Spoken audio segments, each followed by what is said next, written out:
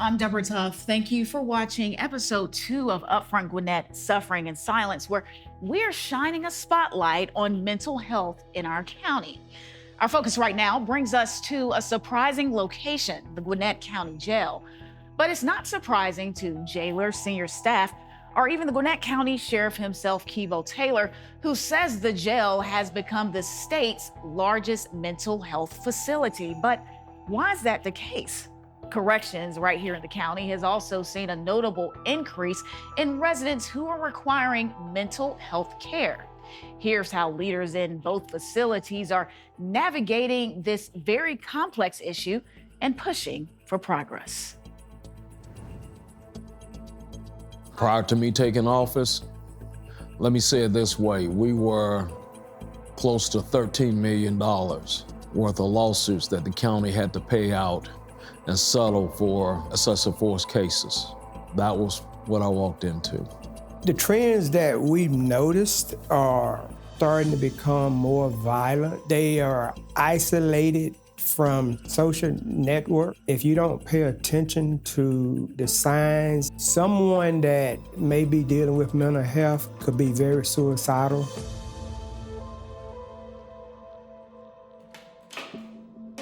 For several months, we investigated. You once told me that Gwinnett County Jail is the largest mental health facility in the state. How does that impact staff? And I think all of the sheriff's officers are experiencing an uptick in the number of people that are coming into their facilities. Once they're here, there's no movement to get them placed where they actually need to be placed. So it is a significant drain on our resources. And a significant drain on staff and recruitment. Sheriff's Office Chief Cleo Atwater says jailers are being tasked with the job of a social worker or licensed mental health clinician. In our facility, right now, we have a daily inmate population of about just shy of 2,200. 50% of our daily inmate population are mental health services consumers. And that goes from counseling all the way to receiving psychotropic medications. You go from just making sure somebody's safe to preventing self-harming behavior. Sometimes, a deputy or a jailer may get assaulted.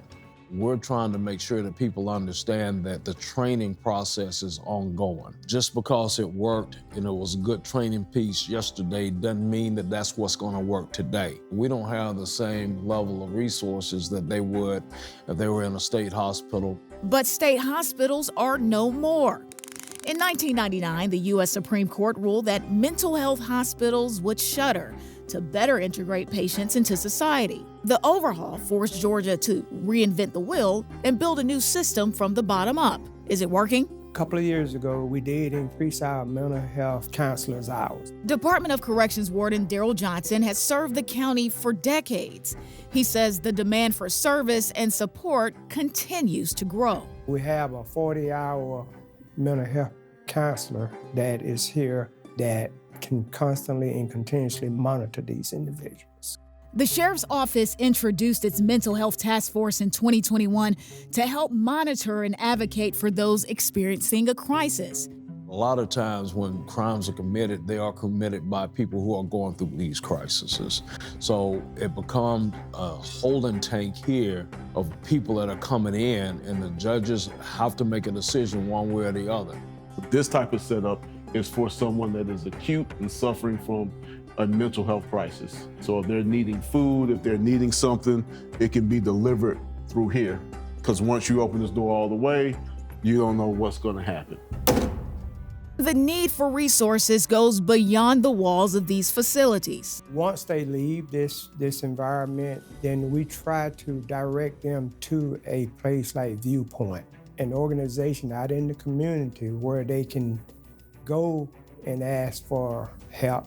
Sometimes their mental breakdown may be because they feel hopeless. As we're also partnering with other stakeholders out here so that once that person is out, that we're providing them with an avenue to continue to get the services outside. A goal slowly being accomplished, though a heavy burden to bear is when officials are willing to push for progress. Recently, the jail received a perfect score from the National Commission on Correctional Health Care. That means they got a 100 for how they treat their residents who require medical care. The jail has also dedicated several units for those folks who are residents and experiencing a mental health crisis. Coming up next on Upfront Gwinnett, Suffering in Silence. A lot of times, public safety members do not want to talk. They're more apt to talk to somebody who understands them, who have experienced the similar incidents that they've responded to. Until then, I'm Deborah Tuff. See you next time. If you or a loved one are experiencing a crisis and need immediate assistance, call 988 to speak with a mental health professional or call 911 for law enforcement assistance.